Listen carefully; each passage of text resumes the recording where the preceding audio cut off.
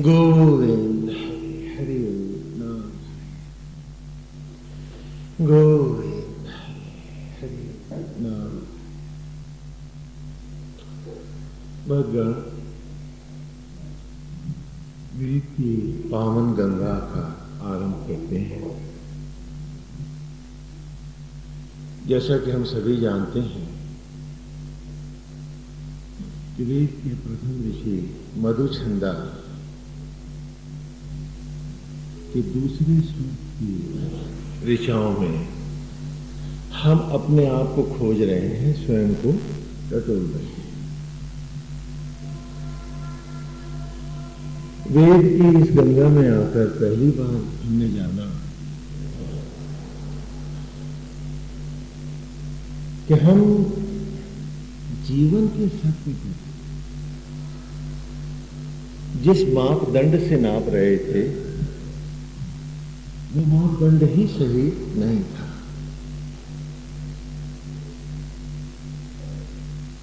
अचानक वेद ने हमको हमारे भीतर का एक अद्भुत जगत दिखाया और वो मार्ग दिखाया जहां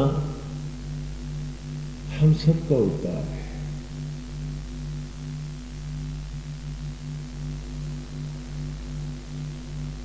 उसने बताया कि हमें अपने भीतर जाना है, अपने को पढ़ना है। यदि मनुष्य होकर के भी हम अपने अंतर के सत्य को स्वयं न खोज पाए तो क्या पशु योनियों में जाके अपने को पढ़ेंगे? कब जानेंगे? और उसके साथ ही इस प्रकृति के रहस्य और प्रभु की लीला के रहस्य हमारे सामने खुलते चले गए। जैसे जैसे हम ऋचाओं में अपने आप को ढूंढते रहे, कुरेदते रहे, हमारे सामने हमारा ही सत्य उभर कर सामने आता गया। और तब हमें लगा कि आसक्त और अनासक्त का भेद क्या है। और फिर हमको लगा कि अनासक्त ही सत्य है। आसक्त एक भ्रम की अवस्था है, अज्ञान की बात है। और उन ऋचाओं में जब हमने अपने से पूछा था कि वो जो यज्ञों के द्वारा चिता की भस्मी को वनस्पतियों में लाता है और वनस्पतियों को ही शिशु का रूप प्रदान करता है, वो जो आज भी हमारे तन में जूठे अन्न को रक्त में बदल और जीवन के क्षण मिल रहे हैं, जब हम अपने आप को एक सांस एक क्षण नहीं दे पा रहे तो हम मात्र निमित्त ही तो है, चौधरी तो नहीं है। होते तो पहले एक हाथ अपना बनाना तो सीख पाए होते। और यदि ईश्वर की इच्छा नहीं है कि वो सारा ज्ञान अपने पास रख रहे हैं, हमको नहीं दे रहे हैं, तो हमें निमित्त बना रहे हैं, तो हमको गीता का वो महावाक्य समझ आता है कि जब भगवान श्री कृष्ण अर्जुन से कहते हैं कि हे अर्जुन, निमित्त मात्र हो। क्यों? क्योंकि निमित्त तो तुम हो।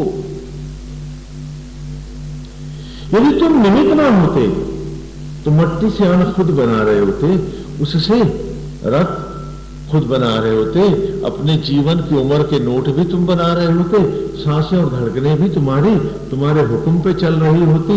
हाँ, जब चाहते जितनी चाहते बढ़ा सकते, तो तुम निमित्त नहीं होते। लेकिन जब हर सांस तुम्हें कोई भीख में दे रहा है, जीवन का हर क्षण किसी ने तुम पर न्यौछावर किया है, यहां तक कि भस्मी से अन्न बनाना तुम नहीं जानते, तुम्हें अपने शरीर के अंग का कोई भी हिस्सा बनाना नहीं आया, तो तुम निमित्त नहीं हो, तो फिर क्या? और जब भी हम निमित्त मात्र से अपने आप को चौधरी बनाते हैं, हम पाप के गटर में उतर जाते हैं।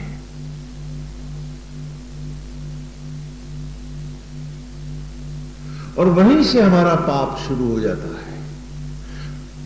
वो मालाओं के केवल फेरने मात्र से नहीं, हमें उस परिपक्व मानसिकता को पाना है जो वेद की इच्छा है, जो नारायण की इच्छा है। हम जब तक अपने आप को धोखा नहीं देते, हम अनासक्त भाव से आसक्त भाव में आ ही नहीं सकते। क्यों? क्योंकि वो तो एक घनघोर बेईमानी है। यदि ईश्वर ने हमें इस आसक्त जगत में आसक्त बना करके उतारना होता तो हमें उस आसक्ति की ईमानदारी की सामर्थ्य भी दी होती।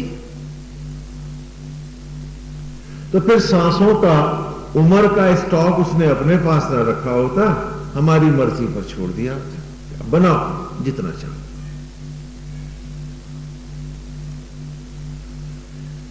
परंतु ईश्वर चाहता है कि हम उसके निमित्त और अनासक्त होकर जिए। इसीलिए उसने बहुत सारी समस्याएं हमारी अबोध अवस्था में हमारे पर आने नहीं दी। ओहो गोविंद, हाँ मां आ गई है भैया, मां, हाँ हाँ बैठ जाए बैठ जाए। हाँ नारायण गोविंद हरि ओम नारायण। तो उन्होंने हमें सामर्थ्य नहीं दी। यदि वो हमें आसक्त जीवन में मैं और मेरा में भटकाना चाहते तो मैं और मेरा को बनाने की सामर्थ्य भी हमको देते हो। हमारे पास आज भी वो नहीं है। हाँ, एक बात, एक सवाल पूछता हूं आपसे। जब बच्चा छोटा होता है, छोटी क्लास में पढ़ता है, तो स्कूल जाने के लिए उसे कपड़े कौन पहनाती है? बताओ बताओ। मां पहनाती है। उसका भोजन का टिफिन उसके साथ कौन बांधती है? जूते मोजे भी कौन पहनाती है? लेकिन जब वो लड़का कुछ बड़ी क्लासेस में पढ़ने लगता है, समझदार होता है, तो जूते तो खुद पहन लेता, मोजे भी पहन लेता। तो मैं पूछता हूं तुमसे, आज भी वो मां भस्मी से, चिता की राख से, खेत की मट्टी से तुम्हारा टिफिन आज भी वो मां ही क्यों ला रही है? और आज भी एक तन का कपड़ा, ये जूता मोजा वो तुम्हें इस जिस्म का क्यों पहना रही है? अगर तुम बहुत बड़े हो गए हो, तुम बहुत बड़े विद्वान हो गए हो, तो पूछता हूं मैं तुमसे, तुम आज भी क्यों मां को कष्ट दे रहे हो? अपने आप क्यों नहीं पहन लेते? 4 हाथ बना के दिखा लो, हाथ की चमड़ी ही बना करके पहन लो। आती है क्या? तो जाहिर है कि हम दंभ के कारण, अज्ञान के कारण अपने आप को बड़ा धन्ना, सेठ, चौधरी और जाने क्या क्या बनाए बैठे हैं। सत्य क्या है? ईश्वर आज भी हमें उसी अबोध अवस्था में ही जानता है। इसीलिए तो मां प्रकृति आज भी टिफिन हमारा लाती है और वही हमको शरीर का कपड़ा पहनाती है। तो हमारा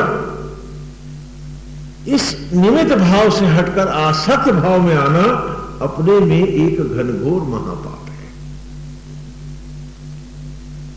और ये सबसे बड़ा झूठ है जो हम अपने से बोलते हैं। और जब जब ये निमित्त भाव हट जाता है, रिश्तों की कड़वाहट, नोच खसोट, धोखा देने की मनोवृत्ति, लदने और लादने की अवस्थाएं पैदा होती हैं। और यहीं से जीवन, नाते और संबंध सब एक कड़वाहट बन के रह जाते हैं। कारण कि हम सब आसक्त जगत में, जो पाप जगत है, उसी में ही जाकर रहने लगते हैं। हम भूल जाते हैं कि ये आसक्त जगत ही हमारा सबसे बड़ा पाप है और ये सबसे बड़ा अवरोध है जो हमको ईश्वर से मिलने नहीं देता। उसको हम उपलब्धि बनाए बैठे कि ये तो हमारी विशेषता है, ऐसा हम सब मानते हैं।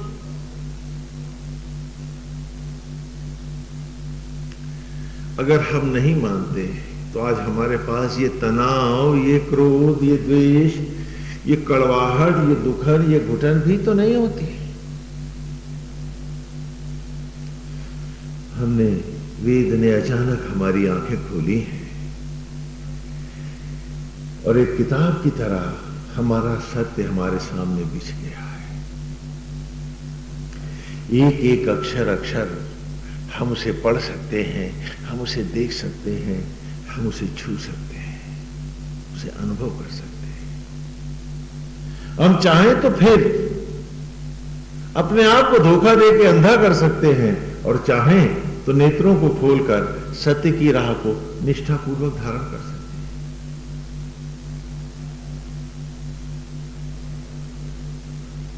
ये वेद की ऋचाएं, ये अमृत के घट एक प्रैक्टिकल सार्थक जीवन की पृष्ठभूमि है।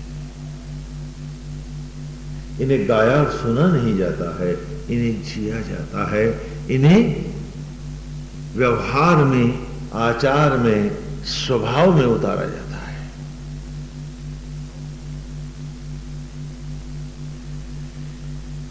पिछली ऋचाओं में हमने पढ़ा कि वायव इंद्रश्च चेत था सुतानां वाजिनी वसु तावा यातमुग्रवत्।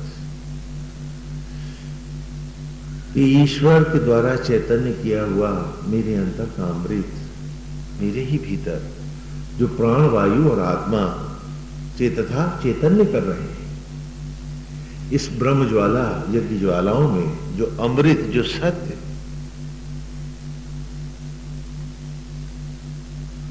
इस सत्य को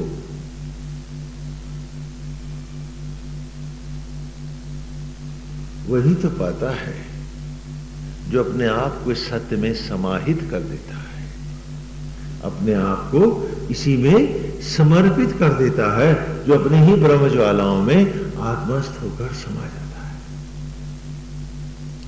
तो हमारे सामने एक व्यवहारिक समस्या आती है। आप सबके मन में एक सवाल उठता है कि यदि हम अंतर्मुखी होकर अपने भीतर ही कैसे जा सकते हैं? बाहर हमारा सारा तो आसक्त जगत है। हम लाख कहें कि हमने छोड़ दिया है, लेकिन वो छूटता तो नहीं है। आपका प्रश्न है, आपका सवाल है। मैं हूं, मेरा परिवार है, मेरी जात है, मेरा संप्रदाय है, जो है उसको तो है ही है। ठीक है, अज्ञान है, ठीक है, असत्य है, लेकिन जिसे हम जीवन भर करते चले आए हैं, उसे अब अचानक छोड़ कैसे थे? और ईश्वर में हमारी कोई आस्था इतनी मजबूत तो नहीं कि हम नहीं करेंगे तो वो कर देगा, ऐसा तो आज भी हम मानते नहीं। बहुत से सवाल हैं आपके, ढेर सारे। और ये प्रश्न जो आपके मन में उत्पन्न हो रहे हैं, इनका एक ही उत्तर है कि मानसिक अपरिपक्वता के स्तरों पर हमारे पास संदेहों के अंबार होते हैं। जब हम मानसिक रूप से मेंटली एमेच्योर होते हैं, ड्वार्फ होते हैं, मानसिक बौने होते हैं, तब हमारे पास संदेह ही संदेह होते हैं। और जब मानसिक परिपक्वता होती है तो हमारे पास संदेहों का कोई स्थान नहीं होता है। हर चीज बिल्कुल सूरज की रोशनी के जैसी स्पष्ट होती है। बौनी मानसिकता समाज को तोड़ती है, परिपक्व मानसिकता मानव मात्र को जोड़ती है। तो जैसे मानव बाहर मानव से जुड़ता है, उसी प्रकार मानव परिपक्वता के स्तरों पर ही अपनी आत्मा से जुड़ पाता है। बौनी मानसिकता हमें जोड़ नहीं पाती, हमें भटकाती है। हमारे बहुत से संदेहों का कारण हमारा मेंटली एमेच्योर होना है, मानसिक रूप से परिपक्व नहीं होना है।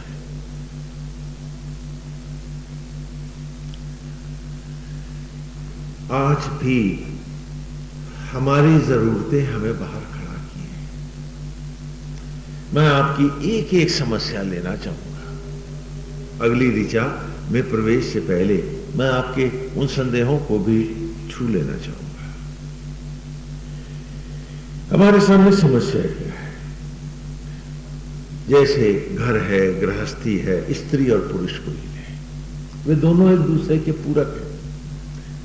ऐसा हम सुनते भी हैं, ऐसा हम मानते भी हैं। हा? आदमी के बिना स्त्री का जीना कैसा बड़ा मुश्किल हो जाता है जीना। परिवार के बिना आप असुरक्षित महसूस करते है ना। हाँ, और फिर आप ये भी कहते हैं कि स्वामी जी कि मेल और फीमेल के नेचुरल आकर्षण के इंस्टिंक्ट्स भी होते हैं। हाँ, रुझान होते हैं, एक सहज स्वाभाविक झुकाव होता है।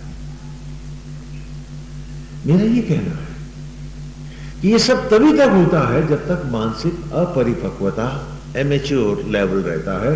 जब तक वो जीव अपने को नहीं जानता है, तभी तक उसके पास ये सारे कंफ्यूजन होते हैं।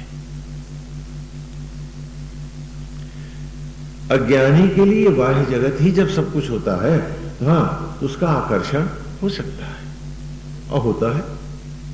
लेकिन जैसे जैसे वो मानसिक रूप से परिपक्व होता है, ये आकर्षण मनस्थितियों के साथ ही समाप्त हो जाते हैं। कैसे?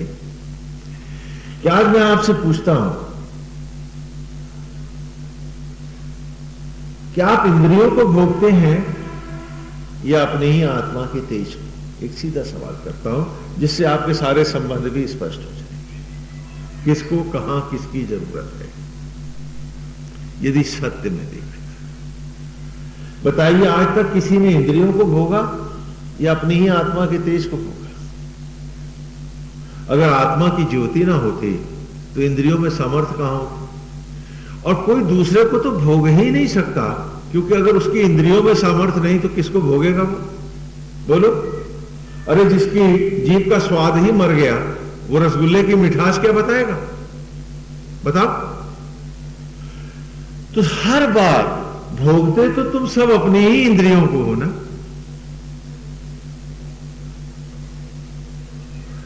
अगर उनमें सामर्थ्य ही ना हो, वो इंद्रियां पूरी तरह से शिथिल हो जाएं, तो कौन किसको भोगेगा?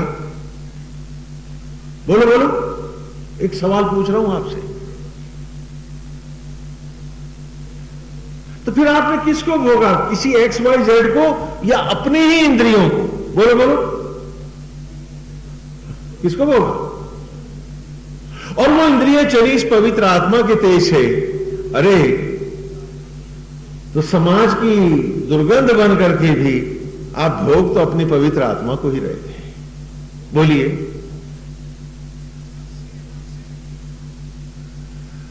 तो कंफ्यूज लेवल्स पर ही तो आप भाग रहे थे।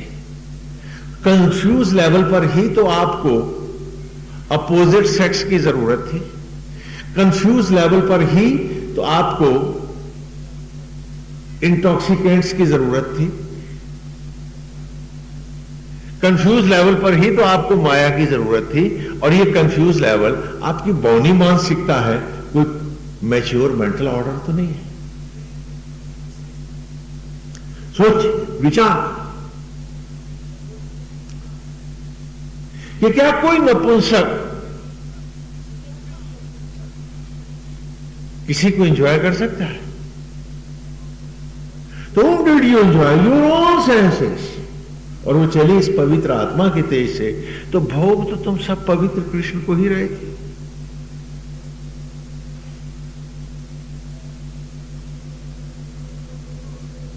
और जब अपनी ही आत्मा का आनंद लेना था, तो उसमें इंद्रियों का बाजार सजाने की जरूरत क्या थी? समाधिस्थ होकर के आत्मा के साथ जुड़कर उस आनंद को सहस्त्र गुणा अधिक करके भी तो पाया जा सकता है। ये मैच्योर लेवल की बात है।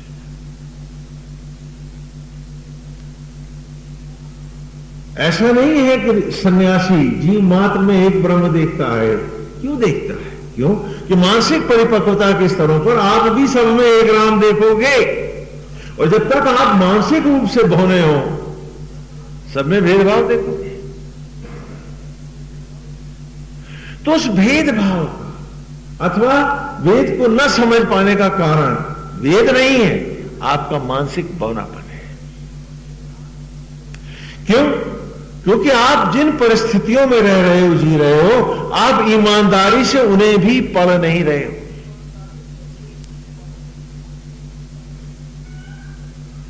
वरना इंद्रियां कोई आनंद नहीं होती, कोई सुख नहीं होती, कोई भोग नहीं होता। इंद्रियां तो अभिव्यक्ति का मूल है, आनंद तो आत्मा है। उसको आप अभिव्यक्त करते हैं। कैसे? उदाहरण देता हूं। मेरी बात सबको समझ में आ रही है ना? कैसे? उसका उदाहरण देते हैं हम आपको। मोर अभी बोला था, अभी आपने आवाज सुनी मोर की। मोर में आनंद की हिलोर आई, उसकी आत्मा में आनंद आया, तो उसने क्या किया? नाचने लगा, पंख फैलाकर कूकने लगा। तो यहां नाचना और कूकना इंद्रियों के द्वारा जो है, ये उस आनंद की अभिव्यक्ति है, न कि ये आनंद है। वो आनंद जो उसके भीतर आया था, उसी ने तो उसको नचाया था। तो यहां नाचना उस आनंद को बताना है, न कि आनंद है। बोलो, समझ में आई मेरी बात? अगर उसके भीतर वो आनंद की लहर ना आई होती तो क्या उसके पंख खुलते? बोलो बोलो, मेरी बात बता, समझो।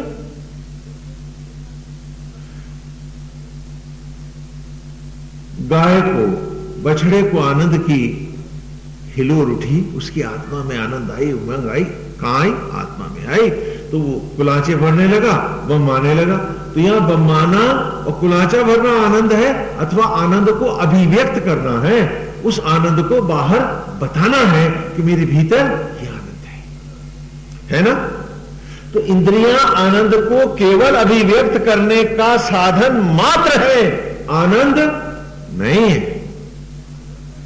लेकिन जब आप कंफ्यूज लेवल पर होते हैं, जब आपकी मानसिकता बौनी होती है, जब आप बहुत छोटी मानसिकता को लेकर के चलते हैं, तो आप अभिव्यक्ति को ही जब आनंद मान बैठते हैं, तभी आपको बाह्य जगत की जरूरत होती है। तभी एक दूसरे के प्रति आकर्षण और विकर्षण होता है।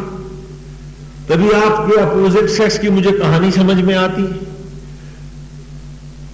वरना आप अपने में इतने पूर्ण हैं कि आपको किसी की जरूरत ही कहां है। यदि आप मानसिक रूप से मैच्योर हो जाएं, परिपक्व हो जाएं। बौनी मानसिकता हमें भटकाती है और परिपक्व मानसिकता हमें हमारे ही भीतर उतार देती है। हमारा मन ही हमारा संगी होता है, वही हमारा साथी होता है, और हमारा आत्मा ही हमारा आराध्य होता है। संग है तो अपने मन से है, पूजा है तो अपने अंतर की है। बाकी जो भी जगत है, क्योंकि इसी मेरी आत्मा का पिता का बनाया है, तो सबके साथ एक अनासक्त प्यार का पवित्र संबंध है। सी राम में ये परिपक्व मैच्योरिटी पर है। अमेच्योर लेवल पर you rush after the opposite sex, you rush after the material, you rush after the voices, you have the unfulfilled desires, but the moment you come to the maturity, you have no unfulfilled desire, you love all, and you want to sacrifice yourself. Why? Because the God is ever sacrificing. आज ईश्वर भी तो आत्मा होकर तुम पर हर सांस हर क्षण न्यौछावर कर रहा है, तो हमारे पास दूसरों को लूटने की, घसोटने की इच्छा क्यों है? क्यों? क्योंकि हम मानसिक रूप से बहुत बौने हैं, बहुत छोटे हैं। जब आत्मा संपूर्ण होकर के मेरे भीतर बैठा है, तो मुझ में ये अधूरापन क्यों है? हमें पूछना है अपने आप से। क्योंकि पशु भी जानता है कि इंद्रियां आनंद को अभिव्यक्त करने का, एक्सप्रेस करने का, बताने का माध्यम है। न कि इंद्रियां आनंद है। लेकिन मनुष्य इतना कंफ्यूज है कि इंद्रियों को ही आनंद मान बैठा है, इसलिए आत्मा खो गई है उसकी, उसका आत्मा से संबंध कट गया है।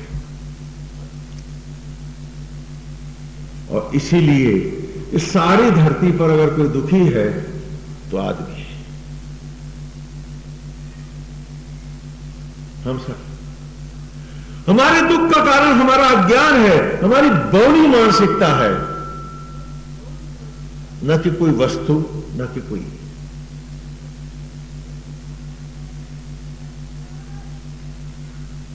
बौनी मानसिकता पर,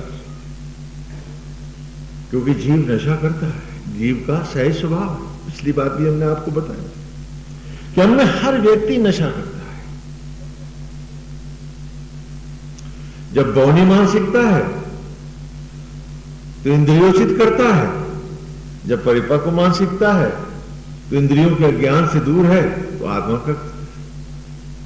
क्योंकि भक्ति भी तो एक नशा है, उसके रूप रस माधुरी में बसना भी तो एक नशा है।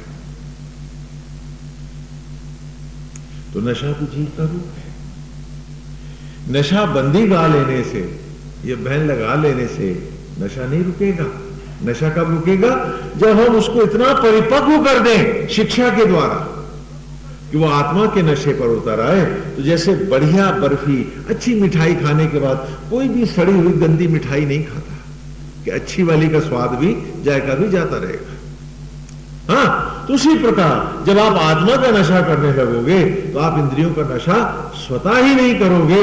तो उस अवस्था में आपकी, बताइए आप सबकी अवस्था क्या होगी?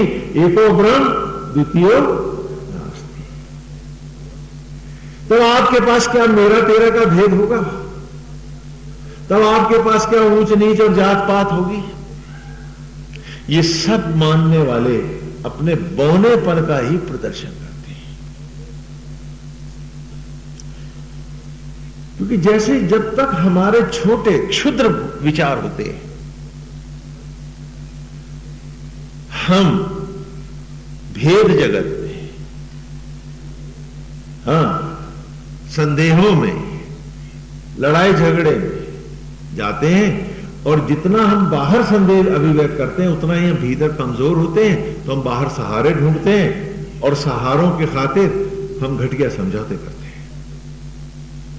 हम भूल जाते हैं इसमें हमारा ही व्यक्तित्व का विनाश हो रहा है, और हमारा झुकाव, हमारा भौतिक जगत में कहीं पर भी किया गया समझौता आत्मा के साथ की गई गद्दारी है। हाँ, क्या है?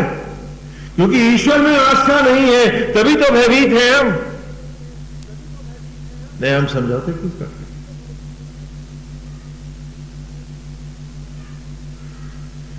हमारा, हम तो यहां कुछ देने आए हैं, हम तो यहां कुछ न्यौछावर करने आए हैं, हम तो यहां कुछ बांटने आए हैं, हम यहां समेटने क्यों बैठ गए? अगर पांडव ना हारते जुआ, सवाल कर रहा हूं, अगर पांडव ना हारते जुआ तो क्या वो जीत सकते थे महाभारत? तो तुम भी जब तक ना हारोगे जिंदगी के भौतिकताओं के, द्वैत के ये जुए, क्या द्वैत जगत को जीत पाओगे तुम? सोचो, विचार करो, कहानी तुम्हारी है।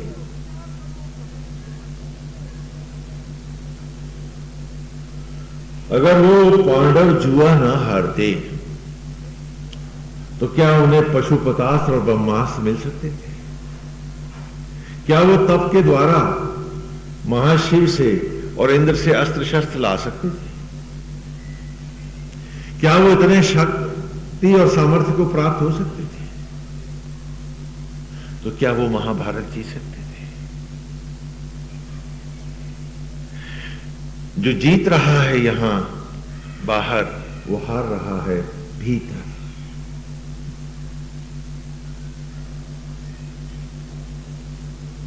और तुम सिर्फ समेटने में लगे।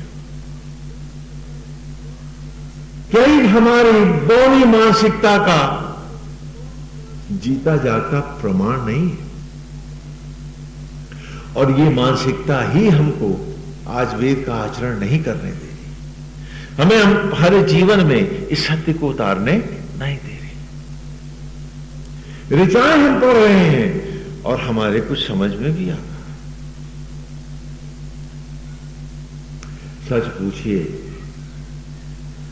तो लाखों करोड़ों साल के अतीत में से उभर के आते हैं ये वेद, हाँ? और 25वीं सदी में आप लोगों के आपके बच्चों के भी समझ में आ जाएं तो बात बहुत बड़ी है। इतने एडवांस भी हैं। बाकी बहुत से टेलीविजन के ऊपर धर्म ग्रंथों को दिखलाया जा रहा है, कथाएं भी दिखाई जा रही हैं। उनको देखने के बाद, बहुत सी बातें देखने के बाद आप कहते हो स्वामी जी उस जमाने की बातें थी ना, इसलिए जाने दीजिए।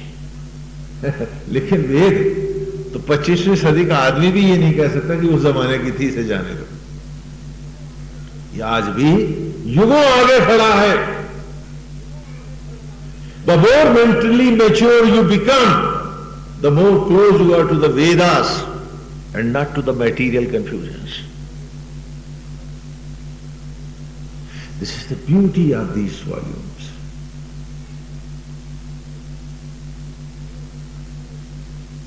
ये अचानक हमारे सामने कुछ ऐसे दरवाजे खोल देते हैं कि हमें आश्चर्य होता है कि अतीत की कथा है, अरे वर्तमान से भी आगे जा रहा है। ये तो आज भी हम भौतिकताओं में कंफ्यूज खड़े हैं और ये भीतर का इतना जगमग जगत, इतना ऐश्वर्य मेरे भीतर है, मुझे पता नहीं, और ये जानता है, दिखा रहा है मुझको। वो इसके जीवन की उलझी हुई गुत्थियों को यही है जो सुलझा रहा है।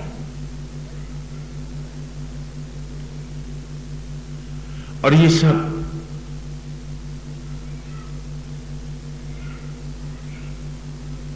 अतीत का ग्रंथ है, युगों युगों युगों पुराना है, जिसकी डेप्थ को आज भी कोई नहीं जानता कि कितने हजार साल पुराना है, और ये भविष्य में खड़ा।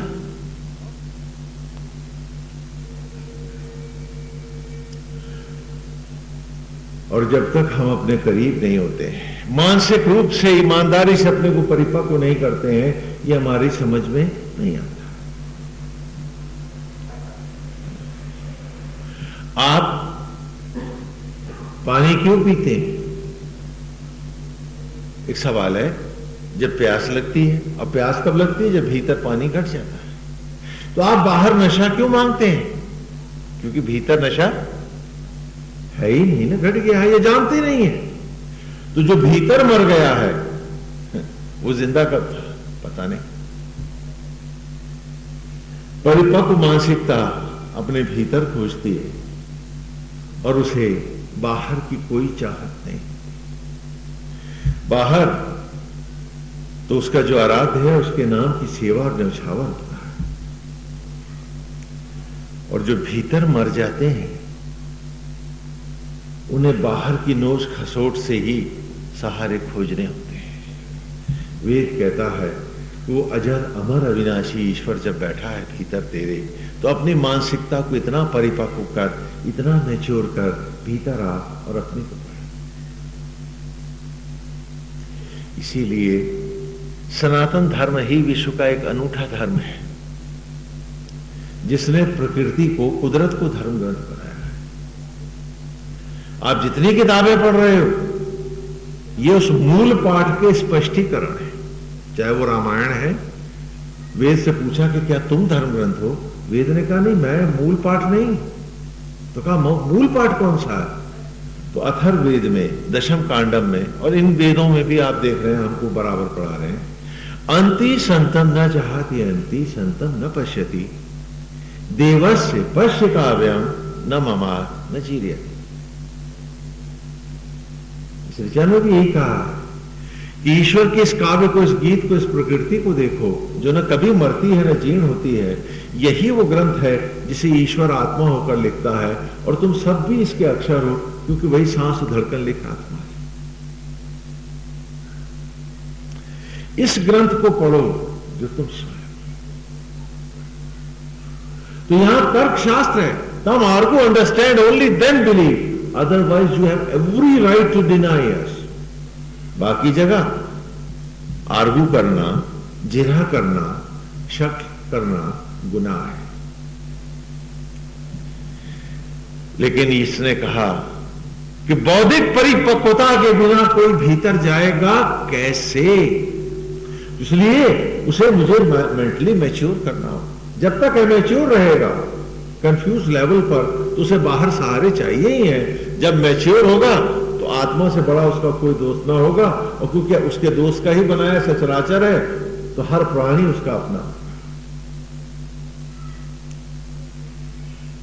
वो मेरा तेरा करके नहीं जानेगा, उसके हैं जिसने मुझे बनाया, इसलिए सब मेरे प्यारे हैं। ये भेद है। मैं अक्सर, अब तो नहीं जाता, जब संत सम्मेलनों में कहीं हम इकट्ठे होते थे और आपस में अकेले बैठ जाते थे, सभी संप्रदायों के हमारे धर्मगुरु धर्माचार्य जब इकट्ठे होते थे, बहुत बार हम लोग वो करते थे, तो मैं उनसे पूछता था, मैंने कहा कि सुनो, जब हम सब जाएंगे, उसके सामने होंगे और वो पूछेगा हम सब से कि तुम लोग तो समझदार थे, धर्मगुरु थे, लोगों को धर्म की राह दिखा रहे थे, और तुम सबको ये भी पढ़ा रहे थे कि वो एक है जिसने सबको बनाया, तो तुम उन सबको फिर जातों और संप्रदायों में क्यों बांट रहे थे? हमारे पास क्या जवाब होगा?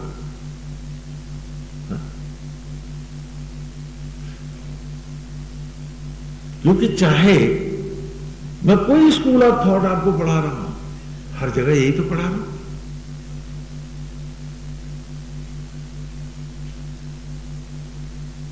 मैं एमेच्योर लेवल की जब बात करता हूं तो मैं धर्माचार्यों को नहीं छोड़ रहा, आप ही के साथ है, हमारे साथ है।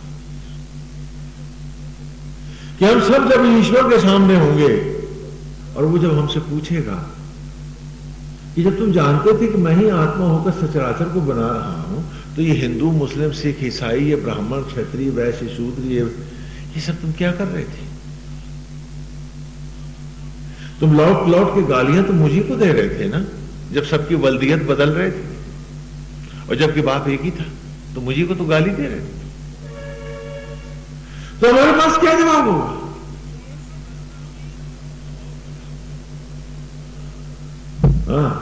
हम में से कुछ समझते हैं तो मुस्कुरा के उठ जाते हैं, कुछ नहीं समझते हैं तो शायद मेरे को ही पागल समझ के तब उठ जाते हैं वगैरह। यही होता। लेकिन आज वेद ने हमसे पूछा है, हमसे जाना है कि बता, सुख इंद्रियों में है या आत्मा में है?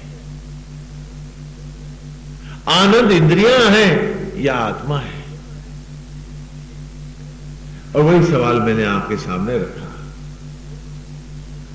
कि मोर में आनंद की हिलोर आई तो वो पंख फैला के नाचने लगा। तो पंख फैला के नाचना आनंद है या आनंद की अभिव्यक्ति है? वो आनंद जो उसके भीतर आया उसको बाहर वो खुशी से दिखा रहा है। तो इसी प्रकार तुम्हारी इंद्रियां आनंद नहीं, आनंद की अभिव्यक्ति है। अज्ञानी होते हो जब, तो आत्मा की जगह इंद्रियों को आनंद का स्थान मान करके, फिर अपोजिट सेक्स और फलाना सेक्स और ये सेक्स और वो सेक्स गीत गाने लगते हो। जब ज्ञानी होते हो, जानते हो आनंद आत्मा का है, तो उसे भजन के द्वारा भी तो अभिव्यक्त कर सकते हैं।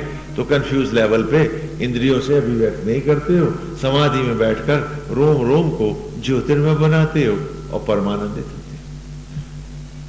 ऐसा नहीं कि केवल सन्यासी ही भेद नहीं करता, नहीं, आप सब जब मानसिक रूप से परिपक्व होते हो, मैच्योर होते हो, अपना बौनापन छोड़ देते हो, अपना छुटपना परित्याग कर देते हो, तो आप सब भी वही करते हो।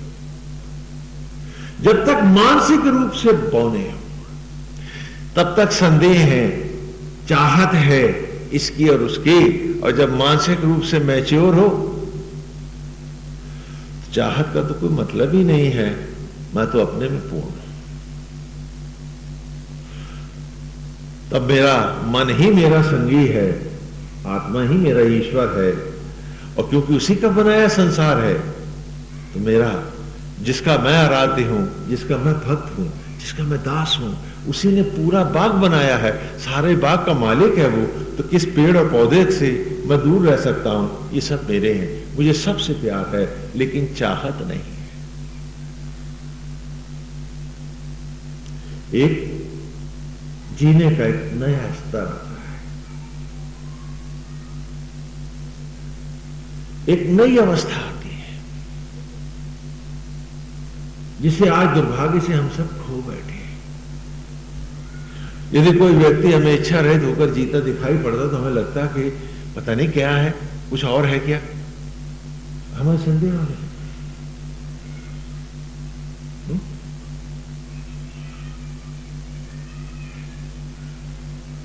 और उन संदेहों को हमने भी झेला है यहां, और शायद अतीत में भी झेलते रहे। ये कोई दंभ की बात नहीं है। आप सब जब मानसिक रूप से परिपक्व हो जाएंगे, मैच्योर हो जाएंगे, तो आप सब भी हमारी ही तरह इच्छा रहित होकर जिएंगे कि जेहि विधि राखे राम। इच्छा क्यों करनी? हम तो अपने में पूर्ण हैं, हम तो सेवा के लिए आए हैं। ठीक है, गोपाल जो कर रहा है उसी में सेवा करेंगे। इच्छा करनी होगी तो नारायण से कर लेंगे, है ना? उसके पुत्र हैं, उसके सामने रख लेंगे।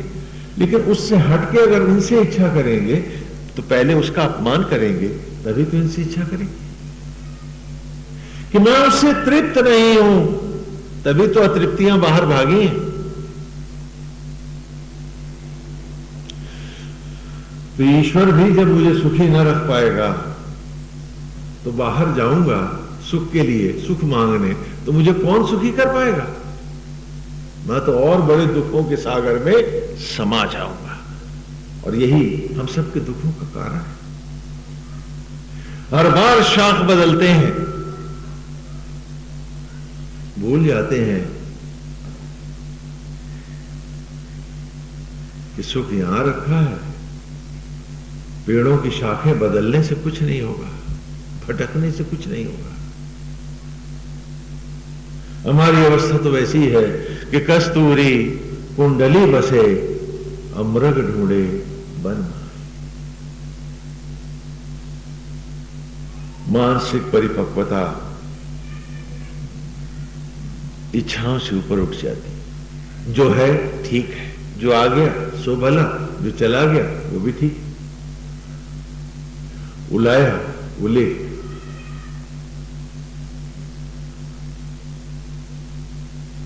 जो आ गया उससे और बड़ी सेवा कर देंगे, नहीं आया तो सेवा तो करनी है, गाय चरा दी, ठीक है।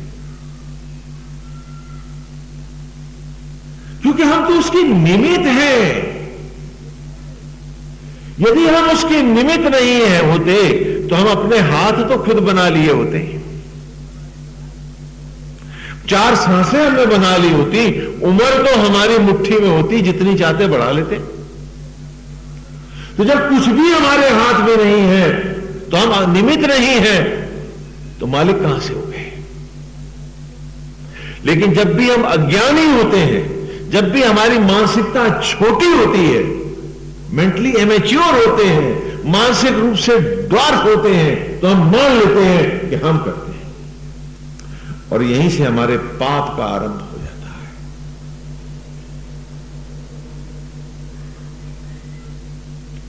हम भूल जाते हैं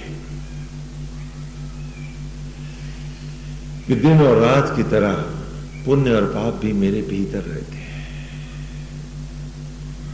जिससे मैं जुड़ जाता हूं वही बढ़ जाता है।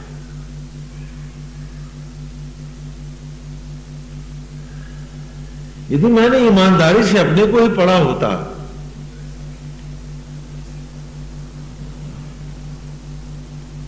तो मैं मान लेता कि भाई मैं सामर्थ्यवान हूं। मैं मान लूंगा कब? जब अपने हाथ खुद बना लूंगा, जब अपना शरीर मुझे बनाना आ जाएगा, जब सांसें और धड़कनें भी मेरी मुट्ठी में आ जाएंगी, उम्र के नोट जितने चाहूंगा मैं बढ़ा लूंगा, तब मैं मान लूंगा कि मैं अब निमित्त नहीं हूं, अब तो मैं समर्थ हूं। और उससे पहले मैं कसम खाता हूं कि मैं अपने को निमित्त ही मानूंगा। आज यदि आप ये संकल्प ले ले तो आपके जीवन के साथ दुख और पाप छटने शुरू हो जाएंगे। आपकी अशांति और चिंता अपने आप घटने लगेगी। आज आप ईमानदारी से सौगंध खा लें मेरे पास कि तब तक मैं समेटन शास्त्री नहीं बनूंगा जब तक सामर्थ्यवान नहीं होऊंगा, और तब तक अपने को सामर्थ्यवान नहीं मानूंगा जब तक अपने आप को बनाना नहीं सीख लूंगा। तब तक ईश्वर को ही सब कुछ मान के जीऊंगा, उस आत्मा को ही, अपने गोपाल को ही, ईश्वर को ही।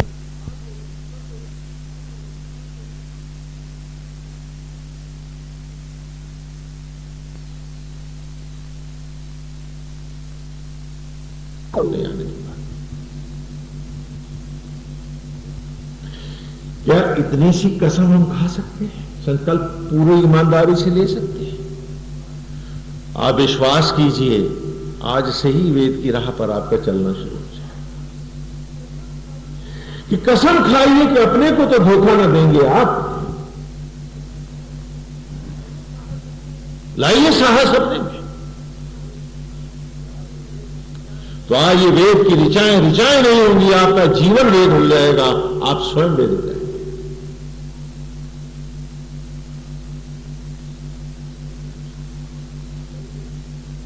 कहिए कि आज हम संकल्प लेते हैं, अपने मन में कहो, अपने आप को हिला के कहो कि मैं अपने को तब तक सामर्थ्यवान नहीं मानूंगा जब तक ये हाथ, ये पैर, ये शरीर बनाना और उम्र बढ़ानी नहीं सीख लूंगा। जब तक मुझे मट्टी से इंसान बनाना नहीं आएगा, मैं अपने आप को ईश्वर का निमित्त मानूंगा, और जब तक उसका निमित्त हूं, अब ठगी नहीं करूंगा, किसी को नोचने की मन में आसक्त भावना नहीं लाऊंगा, जैसे वो रखेगा वैसे वो रहूंगा, और जब मैं समर्थवान हो जाऊंगा तो मैं समर्थ बोलू। तब तक केवल उसका निमित्त होकर ईमानदारी से कर्तव्य करूंगा और हर फल को ईश्वर पे छोड़ दूंगा। क्या इस ईमानदारी को, अपने लिए अपनी ईमानदारी को हम मानने को तैयार हैं? तो वे आरंभ हो जाएगा। वो सारी ऋचाएं जो अभी आप हम सब पढ़ के आ रहे हैं, जिसकी व्याख्या करते आ रहे हैं, वो सब हमारे जीवन में उतर रहे हैं। पूछो कि तुम सहारे क्यों ढूंढ रहे हो? पूछो कि तुम कल के लिए अशांत क्यों हो? क्या बीता कल भी तुम्हारे आदेश पे चला था?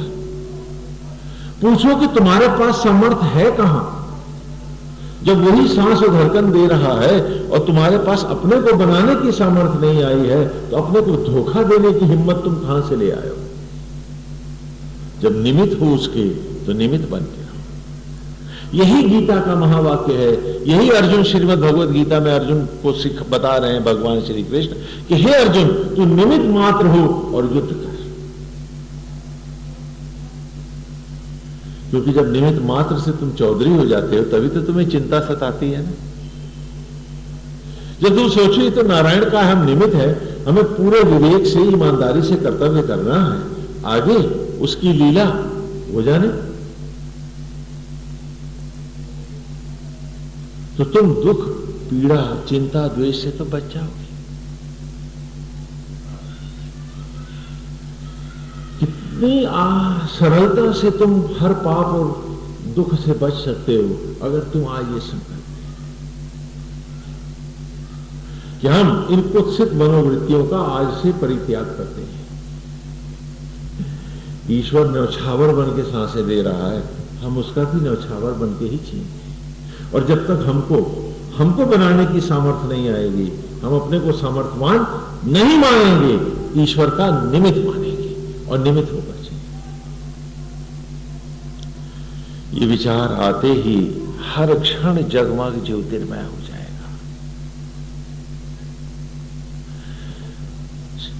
बहुत बड़ा सौभाग्य है सत्य को जानना, और परम सौभाग्य है उस पर आचरण करना, उसमें आस्था लाना। उस पे संकल्पित होना।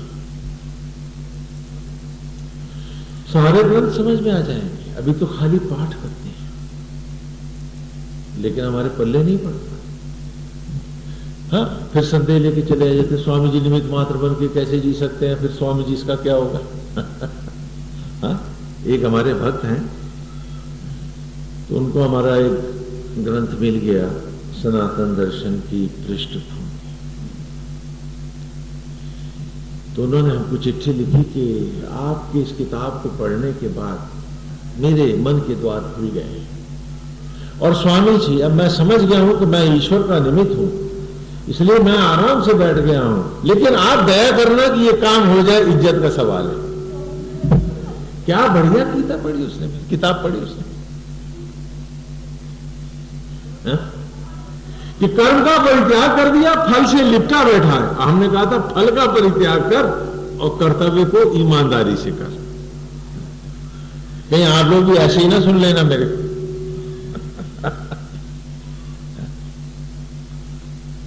हाँ, उनकी चिट्ठी की लाइनें बता रहा हूं आपको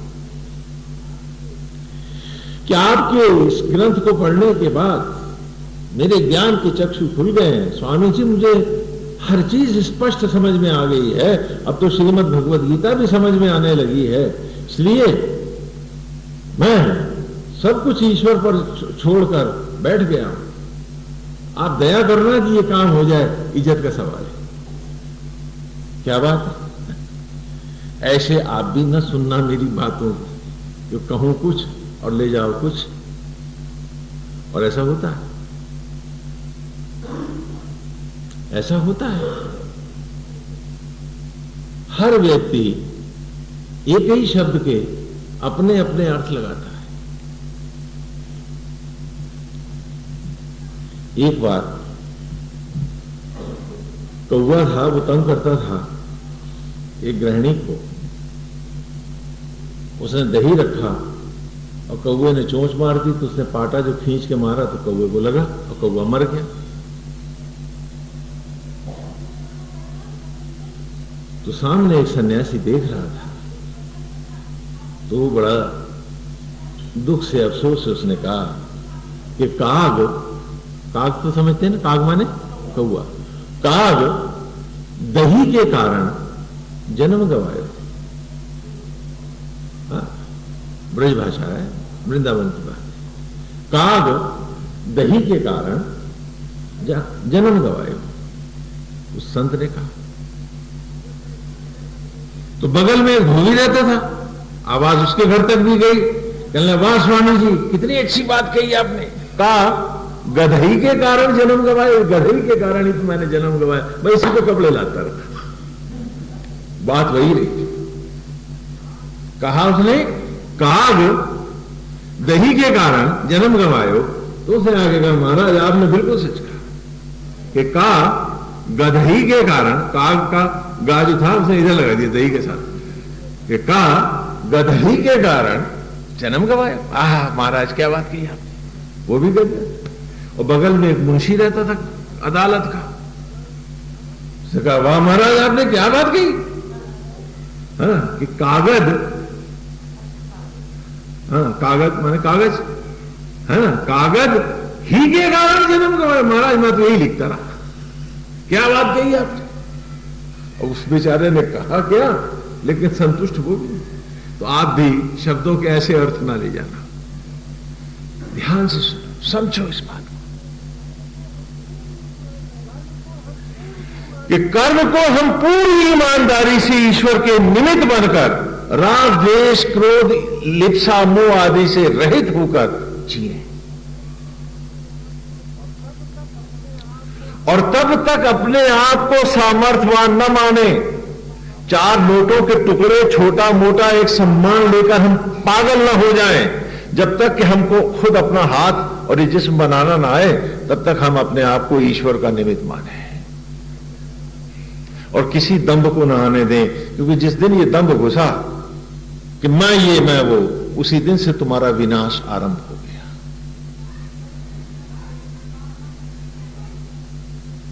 कहा कि पांडव जब तक जुआ न हारेगा महाभारत न जीतेगा। तो पहले मन से इस दंभ को, जुए को हारो, तो ईश्वर की राह में विजेता हो जाओगे। नहीं तो वहां कंगाल होगे, कुछ ना पाओगे। पशु पतित योनियां, पिशाच योनियों में ही भटकते रहोगे, खोके। ये दुर्लभ मनुष्य जन्म।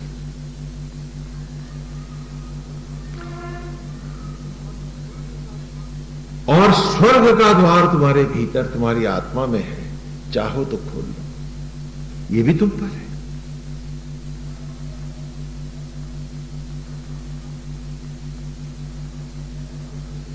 झूठ दूसरों से बोलोगे या नहीं, उसकी बात अभी नहीं करता। पूछता हूं क्या अपने के साथ धोखा देना, अपने से झूठ बोलना, अपने के साथ दगा देना क्या बंद कर दोगे? मैं तो बस इतना ही पूछता हूं। तो भी तुम्हारे जीवन के बहुत से दुख, रोग, व्याधियां और पाप समाप्त हो जाएंगे और तुम सुखी हो जाओगे। अपने से झूठ तो मत बोलो। और यही इन ऋचाओं में हम और आप, हम सब लोग पढ़ते चल रहे हैं। आज की ऋचा है, आज की ऋचा है जो आपने ब्लैक बोर्ड से भी नोट की है। वायम इंद्रश्च सुनवत आयातम उपनिष्कृतम मक्षित्था थियाना। कि वायम इंद्रश, प्राण वायु और आत्मा के द्वारा कौन है जो इस आत्म कुंड से, इस ब्रह्म कुंड से संजीवनी मंत्र लेकर उत्पन्न हुआ? हाँ, कचदेव आने की कथा सुना चुका हूं आप पिछली दिशा। कहा आयातम उपनिष्कृतम, जो आकर के अपने आप को निष्कृत कर गया, भस्मसात कर गया, अपने ही अंतर में समर्पित हो गया। जिसके पास अपनी आत्मा के प्रति समर्पण आया और जो समर्पित हो गया ब्रह्म ज्वालाओं को, मक्षित था दिया नरा, मखा इतिस्था दिया नरा। कि यज्ञ की ज्वालाओं में जल, यज्ञ सा हो अमर, जो इन ब्रह्म ज्वालाओं को धारण करने वाला स्वयं ज्योति बनकर प्रकट हो गया।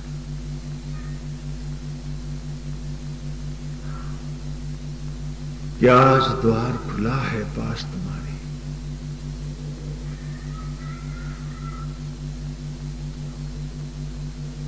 चाहो तो अपने भीतर बैठकर आज उसी आत्मा से अद्वैत करो, जैसे पहले किया था। तो भस्मे से वनस्पति में आए थे, पुनः आत्मा का ही संग लिया था, तभी तो वनस्पति से शिशु का रूप पाए थे। आज फिर इसी आत्मा से जुड़ जाओ कि ज्योतिर्मय स्वरूप देवत्व को पा जाओ, अग्नियों को धारण करने वाला रूप हो तुम्हारा। जैसे पहले भी आए थे ऐसे ही आगे बढ़ो, बाहर मत जाओ, मत भटको।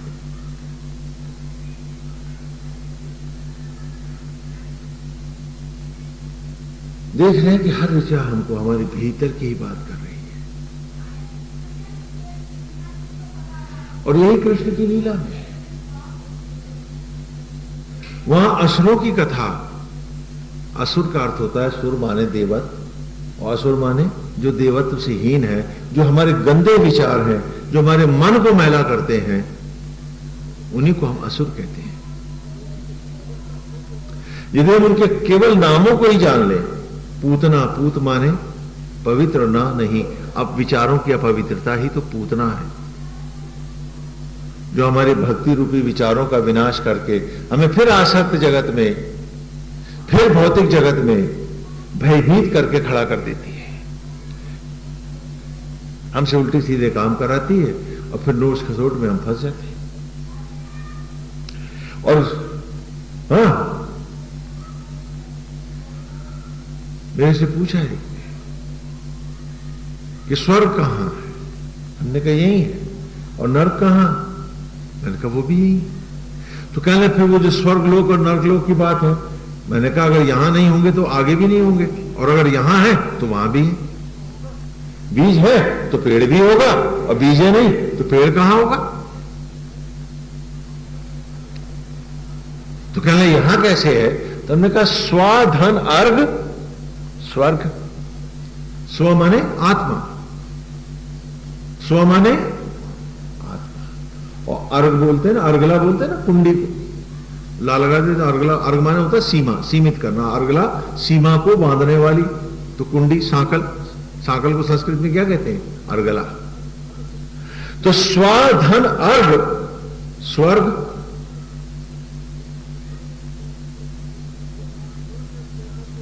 कि जो आत्मा में अपने आप को सीमित कर गया, जो मानसिक विचारों की परिपक्वता को प्राप्त होकर आत्मस्थ हो गया, जो अभी आपको पढ़ा रहा हूं, तो उसको क्या हुआ?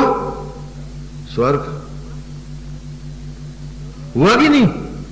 और न धन अर्क, अर्क माने होता सूर्य, जो आत्मा रूपी सूर्य से रहित होकर विषयांत जगत में भागा, उसे क्या हुआ? न धन अर्क नर्क हुआ। हाँ, तो जो इधर से निकल के वह बाहर ही सब कुछ है, बाहर ही बाहर भागा, उसे क्या हुआ? नर्क। अब एक बात बताओ मेरे को, देखो आज मैं आप सबको बता रहा हूं, आप सबका अगला जन्म कहां होने वाला है, आप लोग जानना चाहते हैं क्या?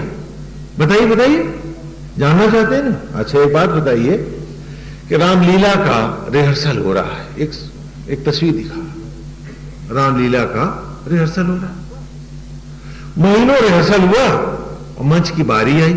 अब ये बताओ कि वो लड़का जो महीनों मेघनाथ का रिहर्सल कर रहा था, क्या उसे राम का रोल मिल जाएगा? देगा कोई? तो बेटा ये मनुष्य की योनि तुम्हारी जो है, ये रिहर्सल है, अगला मंच तुम खुद जानते हो तुम्हारा क्या है। जो आज ईर्ष्या में, द्वेष में, लोभ में, मोह में, चिंता में, दुख में जी रहा है, उसका अगला मंच क्या है? रिहर्सल जो है वही तो मंच होगा। तो कौन सी योनि होगी? पिशाच की, प्रेत की।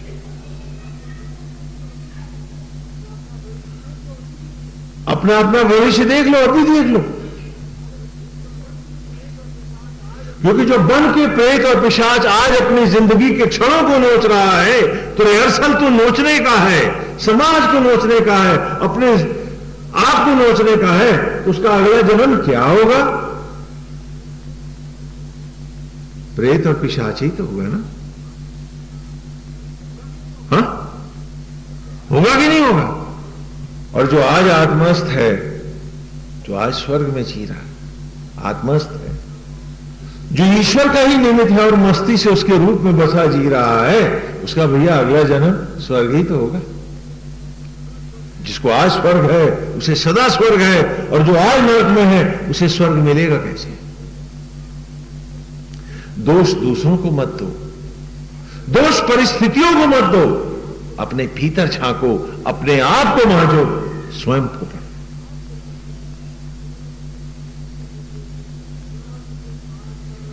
वो गुनाह जो तुम आज कर रहे हो अपने साथ, वही है अगले मंच की तैयारी तुम्हारी। ये मत पूछो कि वो तुम्हारी माला देखेगा या तुम्हारी भक्ति देखेगा या तुम्हारे व्रत तीज त्योहार देखेगा, हैं? या तुम्हारे कि बड़े नियम से सारे व्रत पूजा करती रही है या करता रहा है, वो सब नहीं देखेगा। वो पूछेगा अपने साथ और औरों के साथ जो करते रहे हो, उस आचरण से जो रोल अभिनय होना चाहिए, अपने आप बता दो क्या होना चाहिए, वही ले लो। अब मेघनाथ का रिहर्सल किया, राम का रोल कैसे मिले? ताड़का का रिहर्सल किया है, तो जानकी का अभिनय कैसे मिल जाएगा? इसलिए कह रहा हूं कि कम से कम अपने को तो धोखा देना बंद कर दो भाई। क्या इतनी दया अपने पे नहीं कर सकते? और यदि अपने साथ तुम इतने सगे नहीं हो, तो तुम्हारे सगे कौन है जिनके लिए तुम आज ईश्वर को छोड़े बैठे हो? एक सवाल है मेरा कि किन की चाहत के लिए आज तुमने सत्संग छोड़ा है, ईश्वर की राह छोड़ी है? जब तुम अपने ही सगे नहीं हो, अपने साथ शैतान बन के चिपके हुए हो अपने जीवन के क्षणों के साथ, तो फिर तुम सगे किसके हो?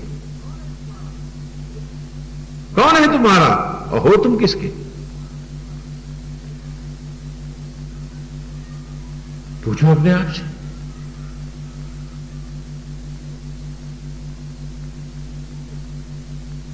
किनके लिए आज तुम बड़े चिंतित हो? क्योंकि तुमने तो आज तक अपनी चिंता ना करी, अपने भविष्य की चिंता ना करी कि अगला जन्म तेरा क्या होगा, तूने उसकी चिंता ना करी। अपने साथ तो ईमानदार नहीं, तो फिर तू सगा किसका है?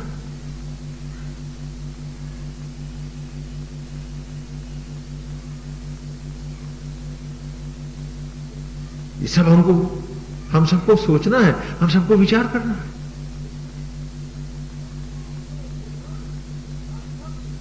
कि हम आसक्त हुए कैसे? जब हमें शरीर ही बनाना ना आया, हमें उम्र ही बनाने ना आई, तो मैं और मेरे कहां से आ गए? जबकि हमें एक उंगली बनाने ना आई, तो हम आसक्त हुए कैसे? सत्य क्या था वो बना रहा है, सत्य क्या था वो खिला रहा है, सत्य क्या था उसके निमित्त हैं हम निमित्त बन के क्यों ना रहे?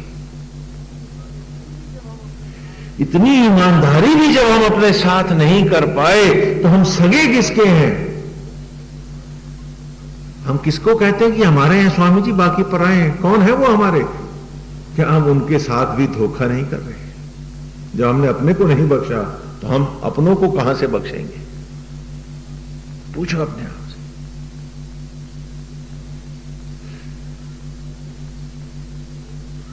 और वेद की ऋचा कह रही है कि वायव इंद्रश्च सुन्वत। अरे आत्मा तो निरंतर क्षण उत्पन्न कर रहा है मेरी देह में। आना, आज आत्मा और प्राण वायु के द्वारा ये जो जीवन का यज्ञ चल रहा है, आजा आज इसमें तू भी जन्म ले ले। तो कैसे ले? आयातम उपनिष्कृतम, आजा अपने आप को इसी में मिला दे, सामग्री बन आहूत हो जा। बाहर जो तूने सामग्रियों को जलाया है, कल्याण उन सामग्रियों का होगा, ये तेरा होगा? बता तो। क्योंकि जो सामग्री जलती है, उद्धार तो सामग्री का होता है, तेरा कैसे हो जाएगा? वो सामग्री तेरे हाथ से इसलिए जलवाई थी कि जैसे सामग्री जली है, ऐसे सामग्री सा यहां जल। तो वहां तो तू आया ही नहीं, वहां तो तूने सोचा ही नहीं, वहां तो तू झुका ही नहीं, खाली बाहर स्वाहा खा करके चला गया। तो तूने यज्ञ कब किए? तूने हवन कब किए? वो मंत्र जो तेरे पल्ले नहीं पड़े, जरा सस्वर पाठ हो गया तो तुमने कहा स्वामी जी बहुत बढ़िया हो गया, बड़ा मजा आ गया। तो तेरे पल्ले क्या पड़ा? वो हवन वो यज्ञ इसलिए कराए थे कि बाहर के हर पाप, असत्य और अज्ञान को, आसक्त विचारधारा को, आसक्त मानसिकता को सामग्री के साथ बाहर जला दे।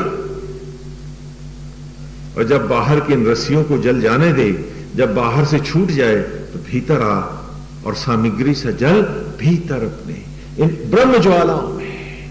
क्योंकि जो जलता है वही ऊपर को उठता है, वही पलता है।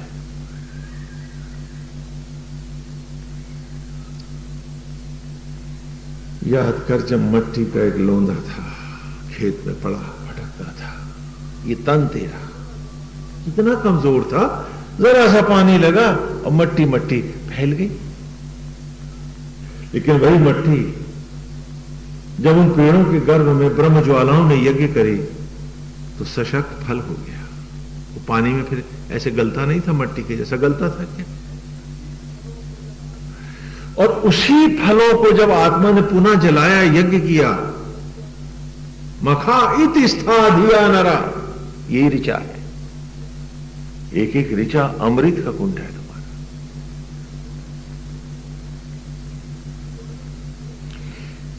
कि उसी अन्न को जब उसने ब्रह्म ज्वालाओं ने पुनः अपनी अग्नियों में जला करके ज्योति बना करके उभारा और फिर पकाया, तो सुंदर बालक की देह हो गई। पानी पड़ने से गलती है क्या? फैलती है क्या? तो इन्हीं ज्वालाओं में जलकर जब ज्योतिर का रूप धारण करेगा, वही तो तेरा अगला जन्म होगा। इसीलिए यहां आहुतियां दिलवाई थी कि बाहर का असत्य अज्ञान जो और बटोर बैठा है, अज्ञान के वशीभूत होकर एमेच्योर मेंटल लेवल्स को, अपरिपक्व मानसिकता के स्तरों को, सबको यहां जला दे। भस्मसात कर दिया। और आत्म जगत में स्वयं जलने को आ।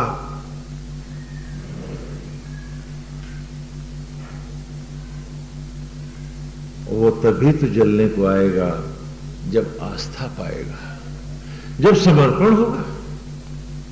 और आज जब तू ही नहीं है, तू समर्पण क्या देगा?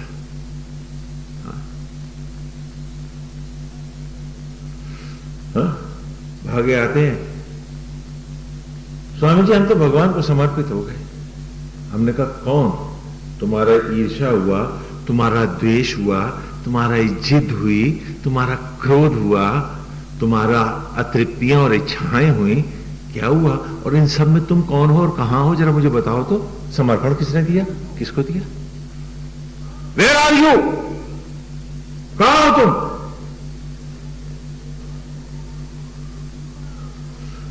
आज तुम्हें देख ही नहीं पा रहा हूं।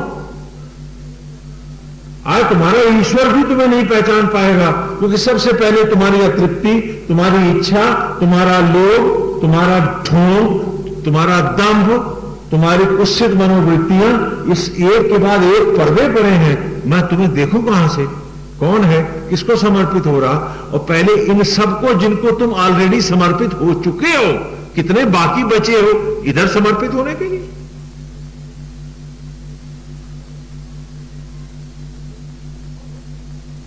बताओ तो मुझको, कौन हो तुम? आज तुम्हारी इतनी दयनीय स्थिति है कि कितना बड़ा दुर्भाग्य है कि तुम ही नहीं। Can you leave your egos and then be your own self? Only then you can surrender. कैसे होगा ये? कैसे होगा ये? आज भगवान के चरणों में हम में से कौन झुक सकता है? मुझे बतला तो दो।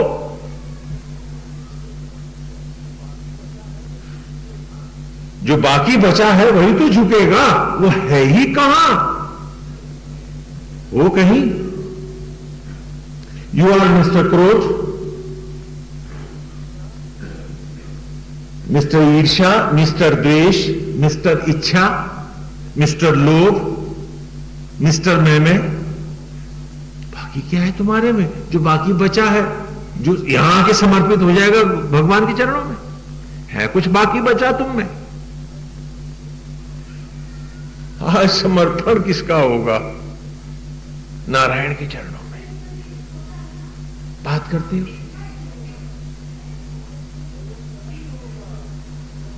और वो तभी होगा जब आज तुम संकल्प लोगे मेरे साथ। क्या आज से हम कसम खाते हैं, हम पक्का संकल्प लेते हैं आज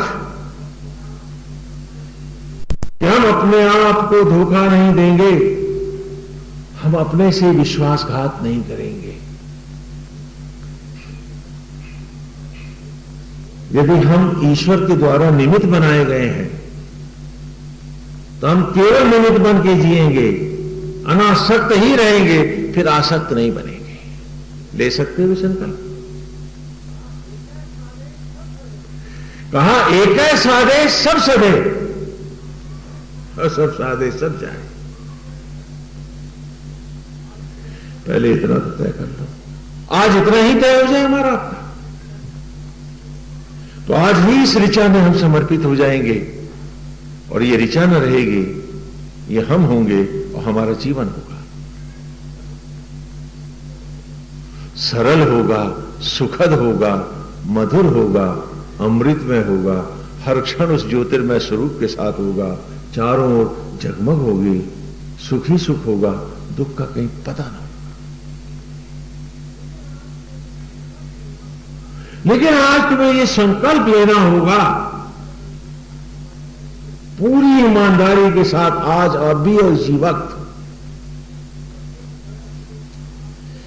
कि जब तक मैं अपने हाथ पैर ये शरीर बनाना सीख नहीं लूंगा, अपनी उम्र के नोट खुद मुझे बनाने नहीं आएंगे, तब तक मैं अपने आप को ईश्वर का निमित्त ही बनाकर मान रहूंगा। मैं आसक्त नहीं होऊंगा और मैं दंभ को नहीं जाऊंगा और मैं परिवार भी नहीं मानूंगा। परिवार गोविंद का ही मानूंगा। सीए राममय, तो उसमें मैं और मेरा अलग नहीं होगा, सब सीए राममय होगा। और जिस दिन मैं हाथ बनाने सीख लूंगा, जिस दिन मुझे उम्र के नोट बनाने आ जाएंगे, उस दिन मेरा अपना परिवार भी बना लूंगा। उससे पहले मैं इस पाप को नहीं करूंगा। और जब तक मुझे ये हाथ, ये पैर, ये जिस्म बनाना नहीं आएगा, वही बना रहा है, तो मैं ईमानदारी से कहूंगा कि वही बना रहा है, तो फिर वही बना रहा है, वही सांस और धड़कन दे रहा है, वही मट्टी से अन्न ला रहा है, मुझे बनाना आता नहीं है, तो मैं उसका निमित्त हूं। तो पूरी ईमानदारी से उसका निमित्त बन के जीऊंगा, तो अनासक्त भाव से मैं सारे कर्म करूंगा, चाहे वो फैक्ट्री है या वो नौकरी है, लेकिन करूंगा ईश्वरीय भाव से, अनासक्त भाव से। मालिक उसी को मानूंगा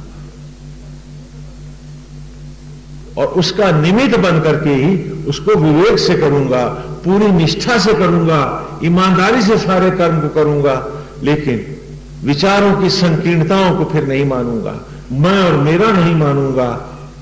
और जब एक ही पिता हम सबको बना रहा है, तो मैं ये ऊंच नीच जात पात इन सब से ऊपर उठूंगा। मैं आज संकल्प लेता हूं कि जब तक मैं मुझको बनाना नहीं सीख पाऊंगा, मैं ये पाप अब नहीं करूंगा।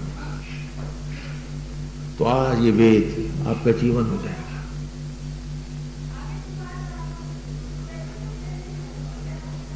वरना सारे धर्माचार्यों की तरह भगवान आपसे भी पूछेगा।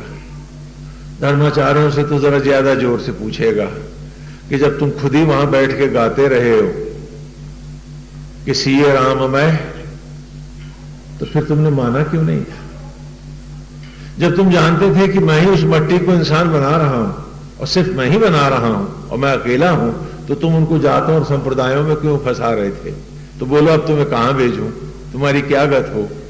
जब वो उससे पूछेगा तो हम सबसे भी तो पूछेगा कि जब तुम्हें एक हाथ बनाना ना आया, एक पैर बनाना ना आया, तो तुम दूसरों को ऊंच नीच क्यों कर रहे हैं? अपने और पराये का भेदभाव कहां से लाए थे? तो क्या जवाब दोगी? और मत भूलो कि अमर नहीं हो जाना तुम सबको है। सामना तुमको उसका करना ही पड़ेगा। इसीलिए सारे पुराणों में, सारे ग्रंथों में यही कथा आई है कि अभेद को भेद कभी नहीं पाता। यहां तक कि महाभारत का ऋषि उत्तंग भी ऐसा रह जाता है। आज आपको एक ऋषि उत्तंग की मैं थोड़ी सी एक उदाहरण दे देता हूं, जिससे आपको लगे कि आपका संकल्प कितना सही है।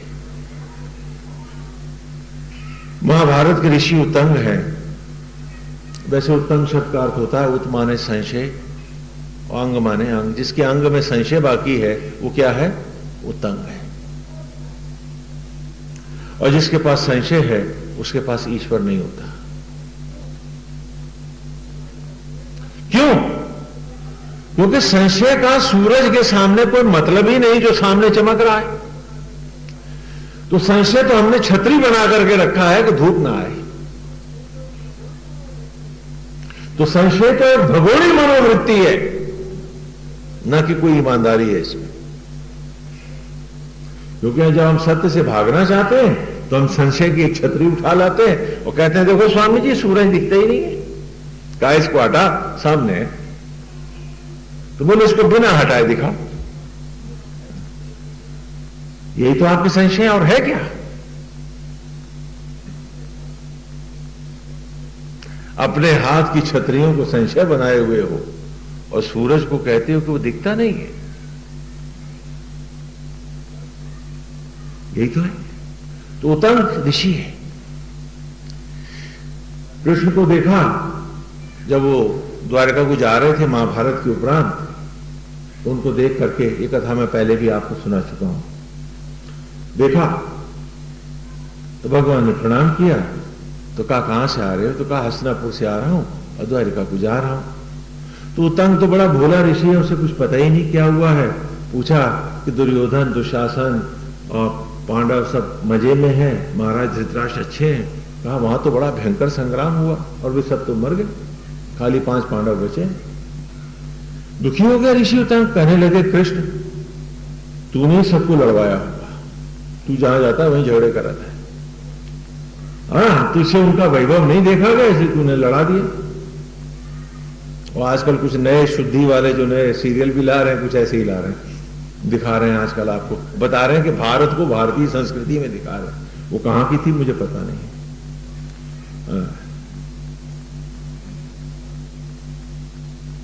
तो कहा मैं तुम्हें श्राप देता हूं, और जल हाथ में ले लिया।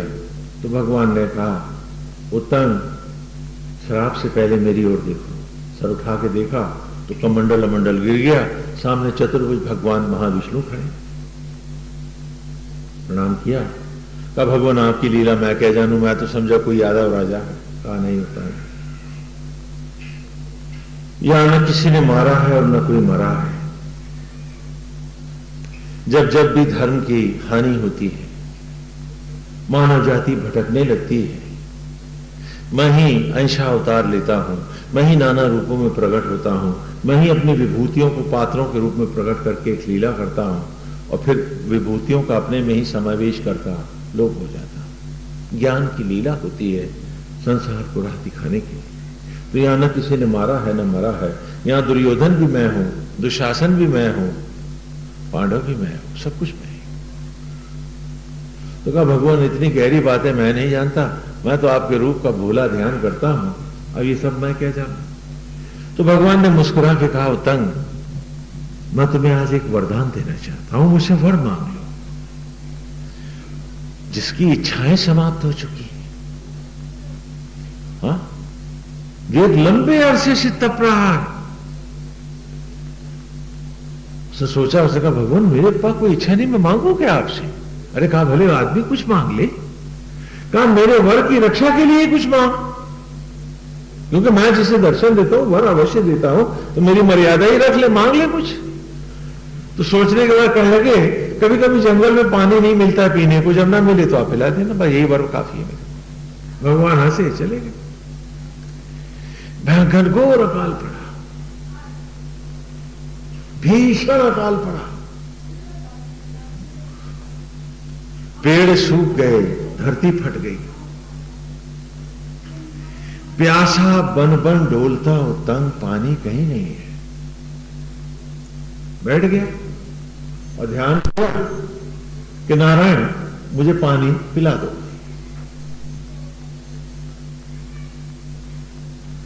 मुझे पानी पिला दो।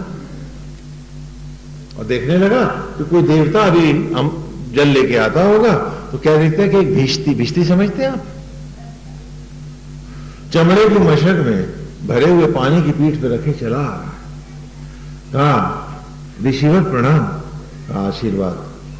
कहा लगता है आप प्यासे हैं। बोला तो, बोला ये मशक में पानी है, पी ले, पी लीजिए, और तो कोई पानी है नहीं। कहने लगे क्या कहा? चमड़े की मशक में पानी पियो, वो भी तेरे हाथ से, जान तुझे अभी भस्म कर दूंगा। तो वो हंसता हुआ चला गया। तो महाविष्णु फिर प्रकट हो गए। भगवान ने कहा अरे भोले उत्तम, आज तूने अमृत गंवाया है, मोक्ष गंवाया है।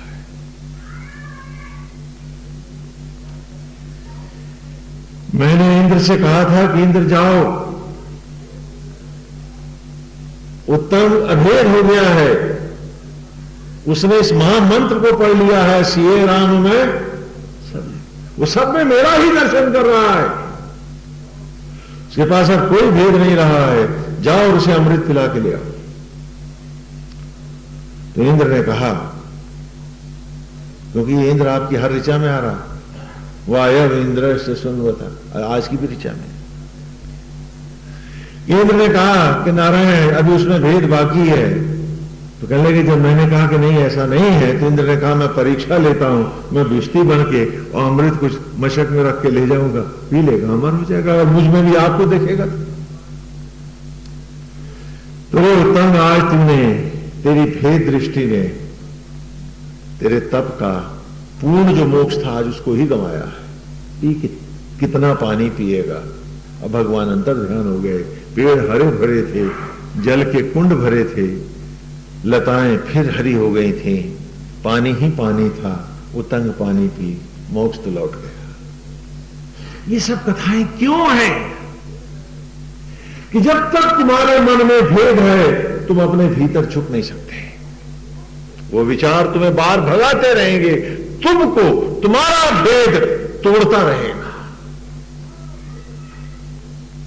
और कभी भी तुमको ईश्वर की तरफ झुकने नहीं देगा। जैसे कि गीता में भगवान ने कहा कि अर्जुन, जिस प्रकार नाव में रखा दिया किसी भी एक वायु के द्वारा प्रताड़ित होने पर बुझ जाता है, उसी प्रकार ये मन किसी भी एक गंदे भाव का संग करता हुआ भटक जाता है। तुम्हारा एक संगी, तुम्हारा एक साथी है तुम्हारा मन, और यदि वो सत नहीं है तो तुम सत्संगी कैसे होगे? यदि मन को संगी तो आप भी कुसंगी है। आपका एक ही संगी है, आपका मन है। और इंद्रियां हम अच्छी तरह से आज जान चुके हैं कि आनंद नहीं है, केवल अभिव्यक्ति है। तो यदि आनंद को, गोविंद को ही अभिव्यक्त करना है तो क्यों ना पवित्र ढंग से किया जाए, क्यों भटका जाए, क्यों भटकाया जाए, क्यों ना अपने अंतर में बैठा जाए और उसकी मनोहारी छवि को बसाकर, उसी में रमकर, उसी के मनोहारी रूप में बसकर अपने भीतर जाने के लिए हम सब प्रयास करें। तो आज हम संकल्प लें कि हम अपने साथ झूठ नहीं बोलेंगे, हम अपने आप को धोखा नहीं देंगे। जब ईश्वर ही आज भी हमें कपड़े पहना रहा है, ये मां प्रकृति कुदरत ही हमको कपड़े पहना रही है, वही मट्टी से हमारा टिफिन अन्न ला रही है, हमको बनाना नहीं आता, हमें अपना अंग बनाना नहीं आता। इस शरीर में भी हम ईश्वर के द्वारा ही निमित्त बनाकर बिठाए हुए हैं। और आज भी हर उम्र का दिन, हर सांस वो दे रहा है। जिस दिन हम स्वयं बना लेंगे उस दिन हम ऐठ लेंगे कि ये घर भी मेरा है, क्योंकि शरीर मेरा है। नहीं, तब तक उसकी दया को विनम्रता से लेंगे, पाप नहीं करेंगे, दंभ नहीं करेंगे, विनम्र होकर के जिएंगे और किसी भी कुत्सित मार्ग की ओर हम नहीं जाएंगे। हम अपनी आत्मा में झुकेंगे और उसका सबसे सुंदर मार्ग है जो युगों से हम देते आए हैं आपको, कि भगवान की सुंदर मनोहारी छवि लेंगे।